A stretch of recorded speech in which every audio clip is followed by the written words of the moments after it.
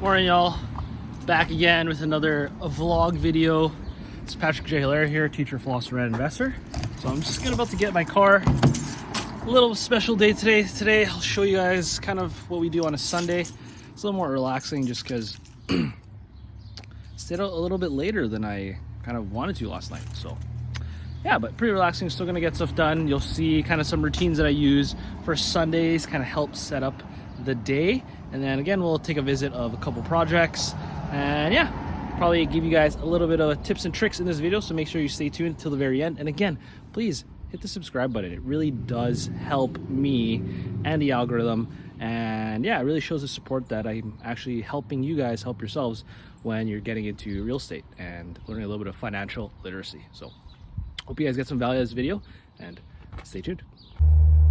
Warming up the car now. Just thought I'd quickly give you guys some quick value at the beginning of the video and show you the one thing that you need to learn how to do if you intend to be financially literate. And this one thing is you need to learn how to create a financial statement. So basically, a financial statement, all it really is a simplified version. So I'll actually put a link here around here for an advanced, let's say a little bit more detailed financial statement that I've created in my previous channel and previous videos. But today, a very simple financial statement you can do is you want to create a box. Just draw out a box. In that box is income, and then underneath that box is another box that's expenses. That's going to be your cash flow statement. It's just two boxes, one on top of the other, and your income could be on any period. I like to choose monthly, weekly, or dailies, depending on how often I'm tracking my financial statements.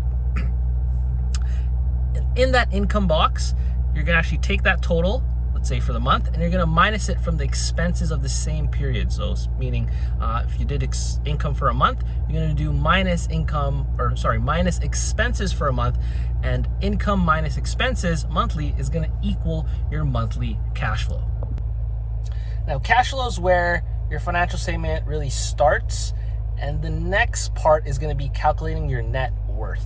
So we had our cash flow statement on top. Again, that's one box on top of the other, income minus expenses. And then underneath that box, we're going to have another box. This one's cut down the middle. So you're going to have a left side and a right side. On the left side is going to be your asset box. And on your right side is going to be your liabilities or debt box. So you'll have your assets on one box, liabilities on another. And again, all you're going to do is take your assets minus your liabilities, and that's going to give you your net worth. So an asset is anything that puts money into your pocket. Usually these are investments, but they could also include cash, physical, let's say, products, or let's say inventory and supplies and machinery, if you kind of use that in your business or in your life when it comes to your assets. And liabilities is just essentially debt. This could be credit card debt, line of credit debt, mortgages and whatnot. And essentially you're minusing, again, like I mentioned, net worth is assets minus liabilities. And then now you can actually look at your monthly cash flow and then your current net worth to kind of analyze where you're at. Are you moving towards your financial independence numbers, meaning the net worth needed so that you don't have to work a job, but you get to work a job if you choose to? And is your cash flow actually positive, meaning you have a surplus of income, or is it negative and you're not making enough or you're spending too much? Cool, so car's probably pretty warm now, so I'm gonna go grab my friend and student there, Ivan. He just lives pretty close to me, and yeah, we're gonna go get some breakfast together.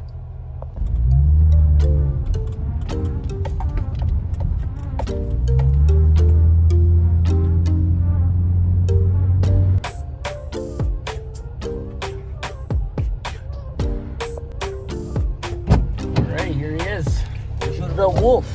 Yeah, what's up, bro? So, what is this? It's my left hand. Need a B-roll.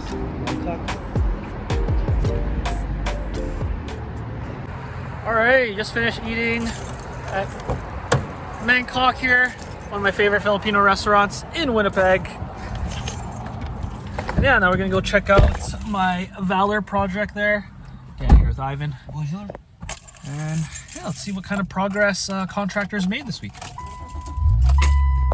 So earlier you already learned how to make a very simple financial statement, be able to analyze your cash flow and your net worth.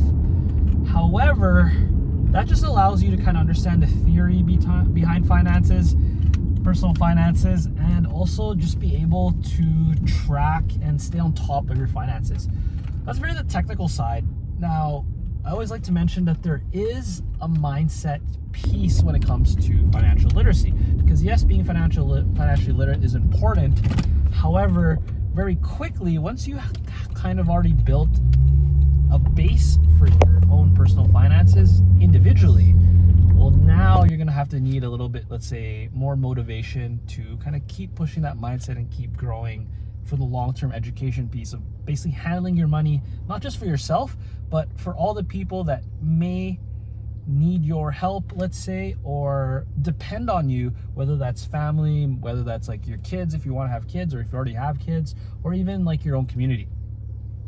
So essentially what I really like to do, especially with my coaching clients, is in the very beginning, once we figure out, okay, what's their financial statements look like, we also connect it and find out what's their mission when it comes to personal finances. Like, why do you want to handle the problem of money other than just for money in itself? Just because, like, personally, I think money itself is pretty useless. It's just a tool. We have to use it for something. So again, what I try to figure out with my students is what's their big why? Why are they in, let's say, real estate, if they're doing real estate coaching, why they're in the financial abundance coaching, and why do they want to handle finances and solve the money problem for more than just themselves. So usually very common whys are it's for their family, it's for their kids, maybe if they don't have a family or kids, or they're kind of already, let's say, a little older, they've already passed that stage of their life, it's for their community. And like, there's always a cause bigger than themselves, instead of just having money for yourself, because realistically, to have enough money to support yourself, whether that's through passive income or just generating a high income, you don't need that much, unless, like, let's say you're into like really fancy things. But for the most part, like, just being able to sustain yourself, the bar is set significantly low, especially with all the opportunity we have here in the West. Yeah.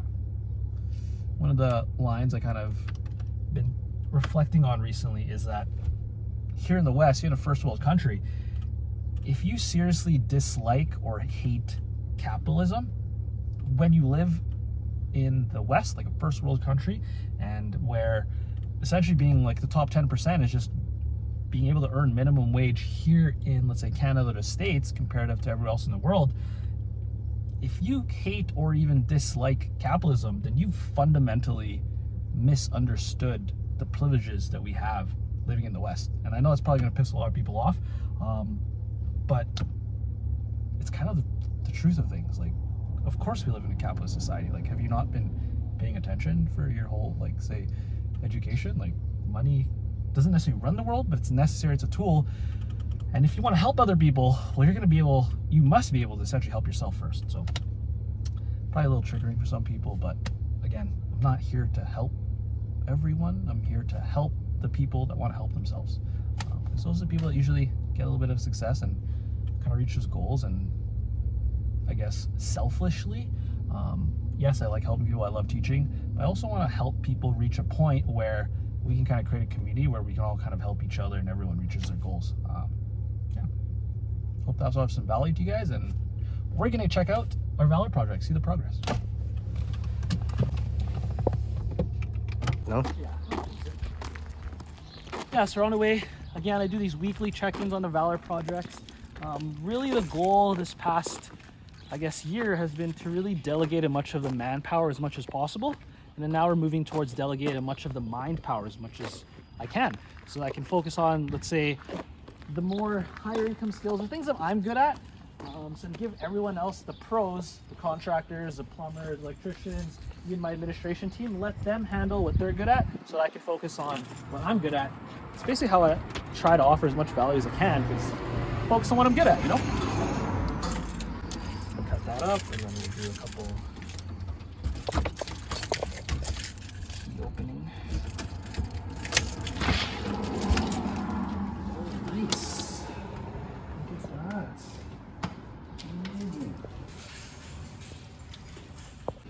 doors in, and this is a smaller room that we were kind of updating, add a little bit of value to this room. So you can see, put the carpets in. At first, I wasn't too sure about these carpets, to be honest, because I saw the photo, I was like, I don't really like the, almost like the salt pepper look with the gray and the black. However, I just double checked with people kind of on the design team. They understand aesthetics a lot more better than I do. So they actually really like the carpet, and contractor really liked the carpet. We were kind of limited on selection when it came to picking the carpet. So I said, hey, design team just thinks this looks fine. I trust the contractor, so I just let them choose a carpet, and actually it looks great. So I'm excited for this room. We got the closet already in here. It's already built out, and yeah, made this essentially, instead of being a 2-bedroom, 1 bath, now it's actually a 3-bedroom, 1 bath. And yeah, let's go check out upstairs.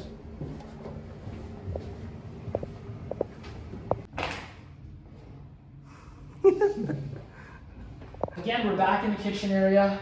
As you can see, flooring's already been done, and all we're really waiting for is the kitchen. So we got a couple pieces of the IKEA stuff here.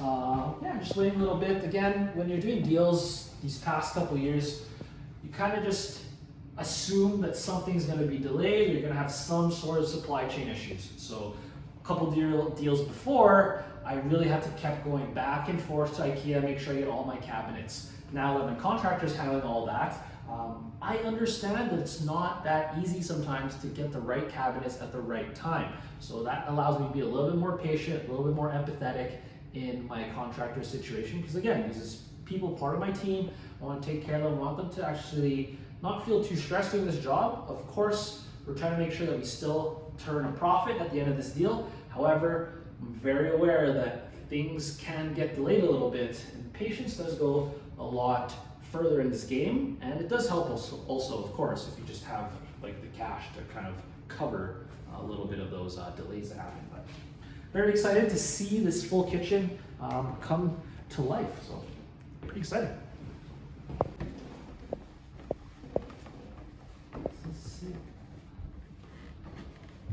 As you can see, carpet's been added into this room as well.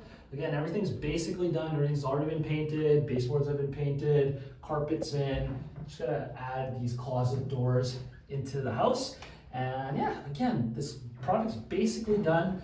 I'm really hoping that by next week, assuming that our kitchen comes in, that this should be fully done and we can start getting it rented to an awesome family and some tenants. Yeah, I always find it very exciting kind of seeing the progress, especially now that I'm only kind of visiting these renovations, say once or twice a week. So I like it that there's some big changes that kind of happen each time that I'm visiting versus back then, I actually had to do all my renos myself, work with my dad, work with some buddies, and things were, let's say, moving slower, but also the progress seemed, let's say, not as evident because I'm there after work every day, doing a little bit of flooring here, a little bit of demo, a little bit of kitchens, and things just not necessarily move slow. Of course they move slower because again, like I got professional contractors now, but even like noticing the changes was a little bit slower because sometimes I'd probably only build like a couple cabinets in an evening and it's like, cool, there's a couple cabinets there, but it's not really that big transformation of week to week. So I do kind of find that exciting, and I hope that you guys are kind of finding this stuff kind of exciting and seeing how the renovation works. And as you watch these videos, you see a little bit of the timeline and how long it takes. I believe this is already week 4 or 5 of this renovation. So we're basically done here. So yeah, let's get out of here and kind of continue the rest of the Sunday.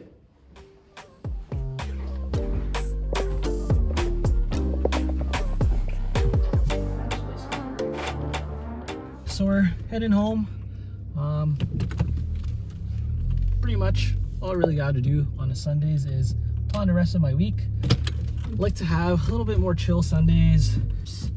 I like to plan the week ahead on Sunday, just so I have a game plan. Okay, what's gonna happen on Monday, Tuesday, Wednesday, Thursday, Friday, set ourselves up, and what are the main big tasks that I have to complete. And then this is also time for me to create those main big tasks I can delegate to the team.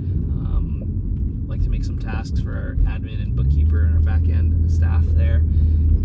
Yeah, it's gonna be a little bit more relaxing for the rest of the Sunday. And this is basically our outro. And again, hope you guys got a lot of value this week. Just like to continually document the process of what it means to be a real estate investor in Winnipeg. So again, please hit that subscribe button. It helps so much with the algorithm. I'm really trying to create the best content that I can, keep learning from these videos.